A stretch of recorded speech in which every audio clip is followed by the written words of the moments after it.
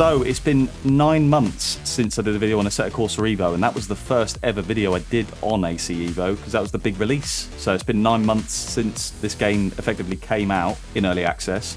And yeah, it's fair to say the development has been a bit slower than most people expected, let's be honest. Quite a few creators have been openly quite critical about the game in a few different areas, and it's been quite interesting to watch. But today we're going to focus on a specific area of Assetto Corsa EVO, and that's the realism of their brand new, their first ever actually, GT3 car, the BMW M4 GT3 EVO. Because yeah, this is something I've done across a number of different sim tiles now, testing how realistic their GT3s are. And yeah, given I've driven this car in real life, both in Silverstone this year and Dubai, along with the fact that Spa is part of this update. Obviously Spa is a track I've got quite a lot of real life experience on now. It just made perfect sense to just do all of these things in one go. So a perfect opportunity to test and assess Assetto Corsa EVO's progress. Let's give it a crack then. How good is Assetto Corsa EVO's first GT3 car? Let's find out.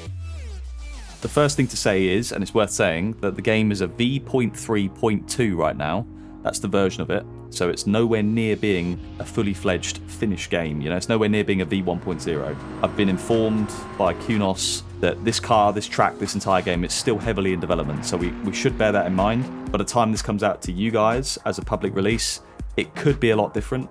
It could also not be a lot different. I just don't know. But it's worth bearing that in mind. And yeah, just because I've been speaking to one of the devs does not make me biased. So before any of you lot say I've been paid to do this video, I definitely have not. Although if QNOS want to pay me, then I'm okay with that. Getting into this then, so the first thing we should probably talk about is the fact that the car is unbopped as it is right now. So it's got way too much turbo boost. It's a little bit underweight, so the lap times could be quite a bit faster than what we would see in real life GT World Challenge. And yeah, more good context to have. We're on a static track. It's not going to change in terms of grip level.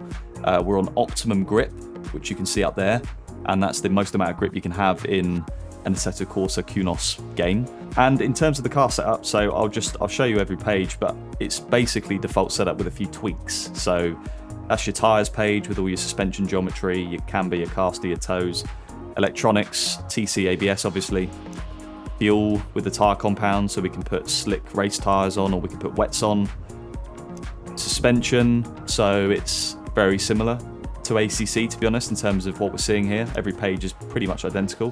The dampers, of course, and then the aero, front ride height, rear wing angle. So we can't adjust the brake ducts, which is a little change from ACC. But yeah, let's get driving. So pull away for you. Enable pit limiter. So the first thing I notice is that unlike ACC, it doesn't appear that we have tyre warmers in terms of, you know, you look at the tyres, they look very cold and low on pressure. So I'm guessing we don't have tyre warmers. But then, contrary to that, it feels like I do, because out of the pits, I can just go flat out through a rouge. So, not sure on that front if we have tyre warmers or not. I'm a bit confused there. But the first thing I'm going to touch on then, and it's something I'm very impressed with, is the graphics. So they're definitely more optimized than when I tried them in January, and you'd expect them to be so, right? That's 9 months ago. But they do look really nice. And just to give you some context, I'm fully maxed out on the graphics for the most part, and I'm sitting at around 110, 120 FPS, which, you know, I'm on my own in a server. If you threw loads of other cars into the mix, that would significantly drop it. So it still needs a fair amount of work, I think, in terms of optimization, but I think it looks really good. And there's probably potential there for the graphics to look even better than they are, but yeah, I really like where the graphics are going with this. And obviously, good graphics helps with immersion, which is always nice. But yeah, my PC specs are down in the description below if you want to see what I'm running, just to give yourself some context on where your PC might stack up for AC EVO. Right, so if we move on to the audio for a minute, I think the in-car audio, the onboard audio, it's definitely it's copy and paste from the BMW M4 GT3 from Assetto Corsa Competizione. So it does sound pretty much identical for the most part. And if we compare that to my real-life driver's eye video onboard audio, it's definitely a bit different. There's some similarities there. Let's just listen to it down the straight.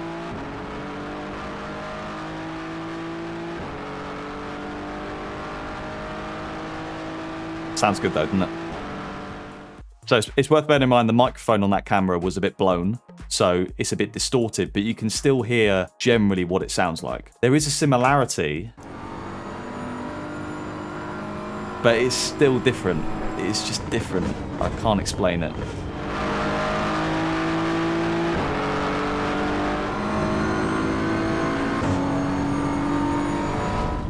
So yeah, onboard audio's okay, I guess. It's a bit of a lazy approach. They've just copied and pasted it, I suppose, but I suppose there's more important things to focus on right now for Assetto Corsa EVO. In terms of audio, there's also some weird noises that are made from the car going up Eau Rouge. So let me explain to you what I mean. I'm going to turn TC off so you don't hear TC. Those bottoming sounds where it sounds like there's a metal tray slamming against the tarmac. For me, I just think it just ruins the immersion a little bit when you hear stuff like that, because it doesn't sound like that in real life. You know, it just, the car glides up Eau Rouge, you barely hear anything apart from the engine. Some unnecessary sounds there. But if we look at the external audio for a minute.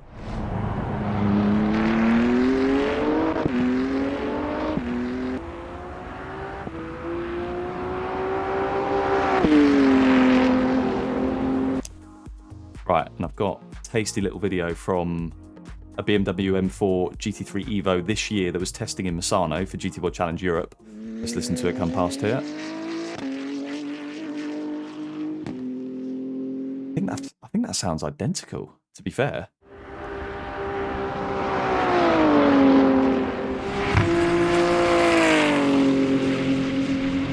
Yeah, it's close. It's very close. We always find that external audio is closer than the internal audio, but yeah, that's very good. I mean, by the way, look how good the graphics look in the replay.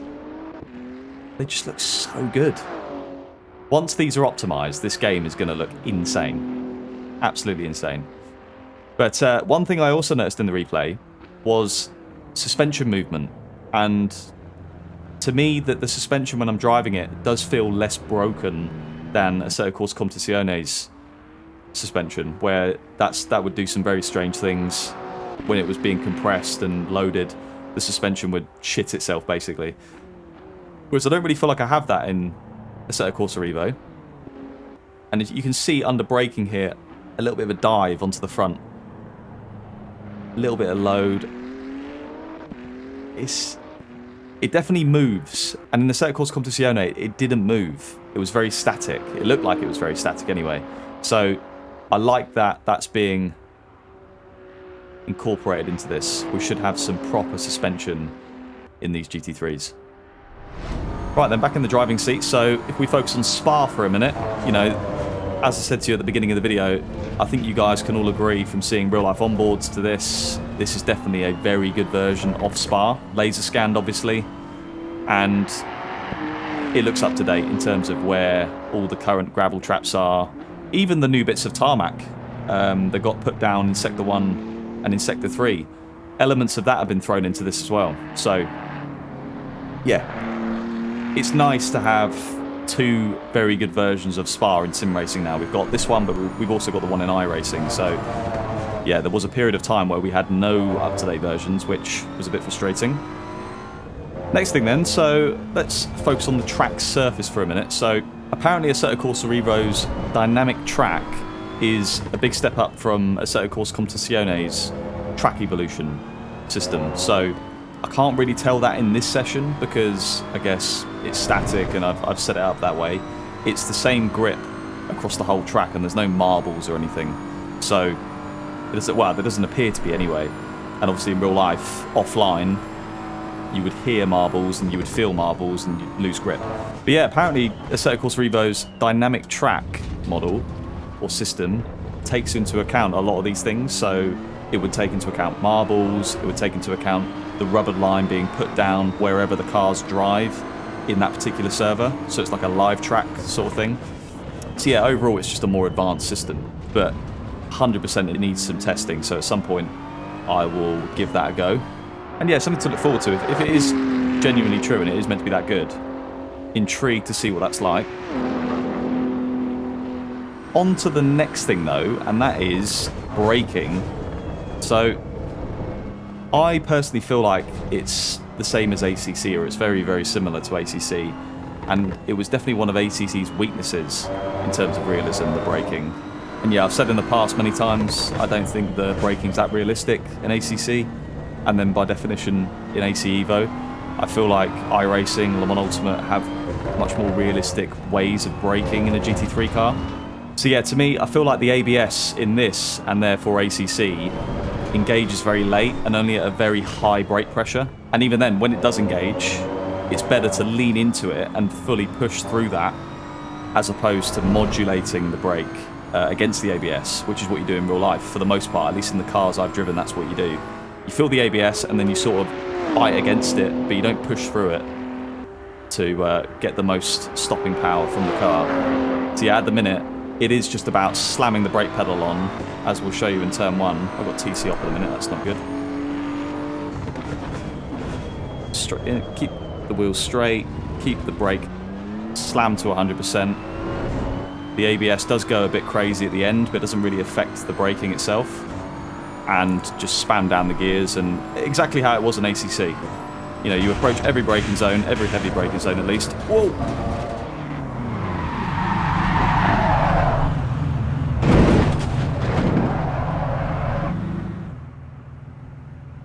Reset. Anyway, what I was trying to say was the brake, as it is in the minute, it just lacks a little bit of finesse. That's all I was going to say really on braking. So hopefully they sort that out and bring it closer to iRacing or Le Mans Ultimate. And I'm sure they will at some point. What I do like though, when it comes to the brakes, is the fact that they have an influence on tyre temperatures, tyre pressures. I've always liked that about ACC, and I think it's always done it really well, and it's good that they've kept that, because yeah, some sim titles don't replicate that, which, yeah, big plus for AC Evo in that department. One little bugbear of mine that's, I'm sure it's very easy to solve, but they don't currently have a fix for it, is the fact that when I brake and go down the gears, say if I spam down the downshifts, it goes to neutral and reverse.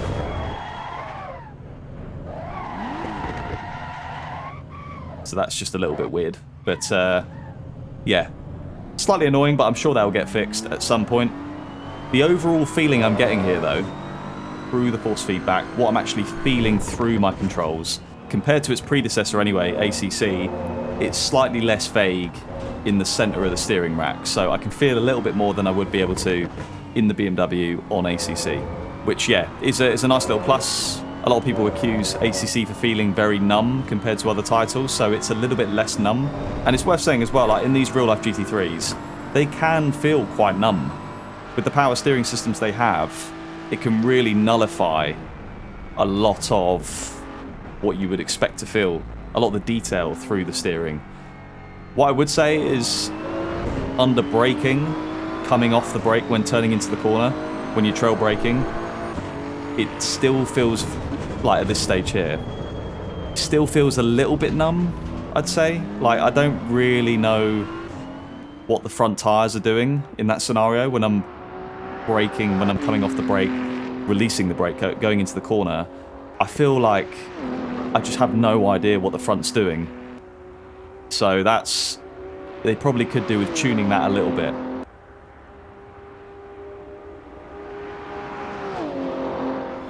Moving on to tyres for a minute. So from what I've been told, these race tyres on these GT3s are meant to be a little bit peakier than the ACC ones. So they should, in theory, have a bit more grip initially, but then they should drop off quite a lot quicker.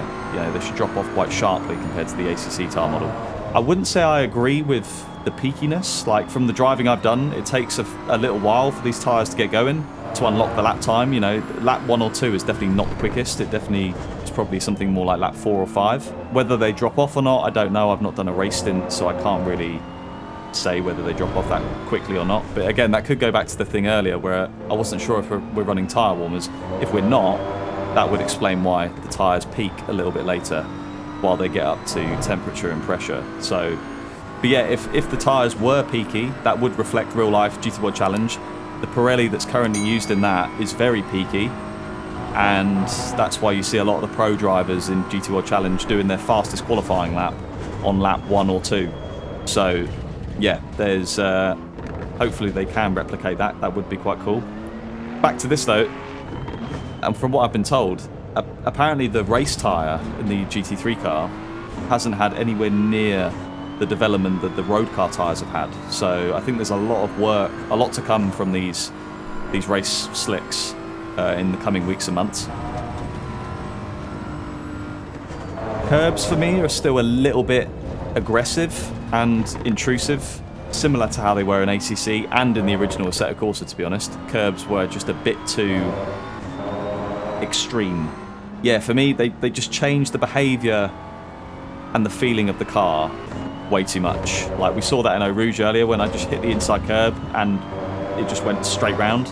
I'll try and show you what I mean here at Stavolo 2. So I'll just nibble the inside curb. And for me, it just wasn't the best example, but that's what I mean, is they just upset the car a bit too much. However, I can't lie, I do like a lot of the feeling I'm getting through the wheel, through my controls. It does feel like there's a lot of good stuff here. The connection feeling between the car and the road, I think, generally is pretty good. I like the weightiness feel that ACC had. I think QNOS are always very good at portraying how heavy these cars are through the force feedback. When it comes to tyre slip angles, I've been informed by one of the devs that apparently, as it is at the minute, it's a little bit too harsh. Both front and rear axle, it's very easy to overstep the grip limit. It's similar to how it was in that crazy Le Mans Ultimate update a few months back. It's not quite that bad, but it's a little bit harsh. But in fairness, ACC got to a stage where it was a bit ridiculous as well. It probably is a little bit ridiculous now, where you can abuse the slip angles quite a lot. So it's definitely different to that. And yeah, it probably just needs a bit of fine-tuning. With the amount of updates that are coming to these tyres, it's probably not even worth fixating on that too much anyway.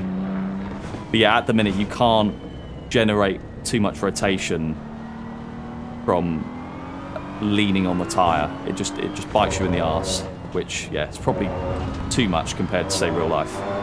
When it comes to wet weather and wet physics and how realistic this car is in the rain, apparently the wet physics haven't been given much attention at the minute. I think QNOS have obviously got a lot going on, and wet physics and wet behaviour is just probably not top of that list. Yeah, it doesn't really make sense for me to test this in the wet just yet, given that it's not a true reflection of what AC Evo's wet physics will be like. So, yeah, we'll give QNOS a bit more time to work their magic and stuff on that, but hopefully we get some wet physics that rival iRacing's, because, yeah, iRacing's are definitely in a class of one when it comes to wet weather physics. Right, so, as we always do in these videos, let's have a little crack at a hot lap, just to see what it's like on the limit, see what lap time we can end up with. I'm going to start the lap on TC2, and you've got to really try and avoid TC kicking in this car, on this game, because it really punishes you.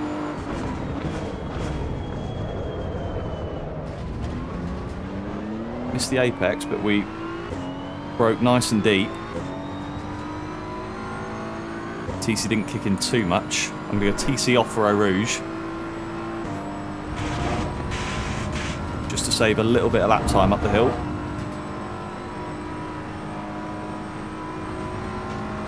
So I'm going to go TC4 for Sector 2. So I do play around with the TC quite a bit. Into Sector 2 then.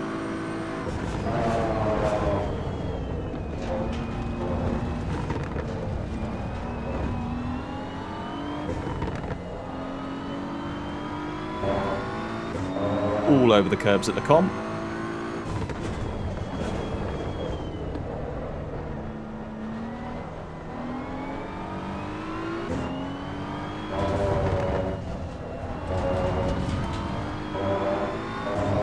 It's a little bit on edge, so it's hard to, or it's very easy to overstep the mark.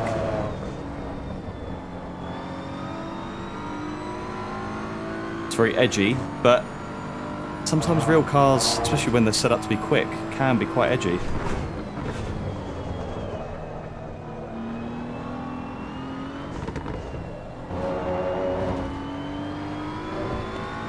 Through Piff Path.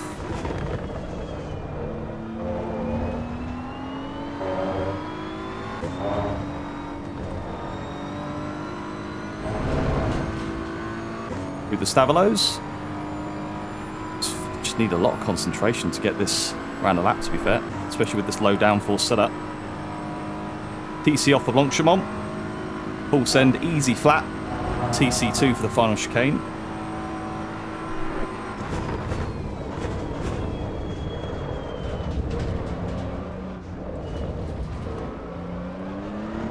A little bit deep. But we're going to end up on 214.2. So that's about 9/10 quicker than the real life pole lap from this year's Spa 24 Hour, which was in the McLaren Garage 59 McLaren, actually, wasn't it? Marvin Kirchhoffer. So, as I said earlier, the lap times might be a little bit silly, but by the time this is all bopped and the physics have changed again and all that stuff, it's going to hopefully be a bit more in line with real life lap times.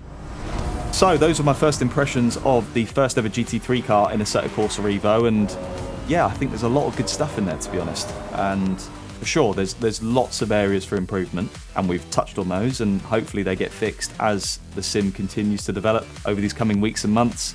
I'm just aware that a fair amount of creators have obviously bashed the sim quite hard recently on how it feels, and listen, I can only talk for this car specifically. It's the only car I've really tested at length. But I really don't think it feels that bad. You know, I think it's got good foundations with a lot of potential. So I don't think the feeling of it was as bad as was being made out. That's just my opinion. Let me know down in the comments below what you guys think of Assetto Corsa EVO at this stage. As always, thank you for watching the video. Give it a like and subscribe if you really enjoyed it. It really helps. And I will catch you all on the next one. So, yeah, goodbye.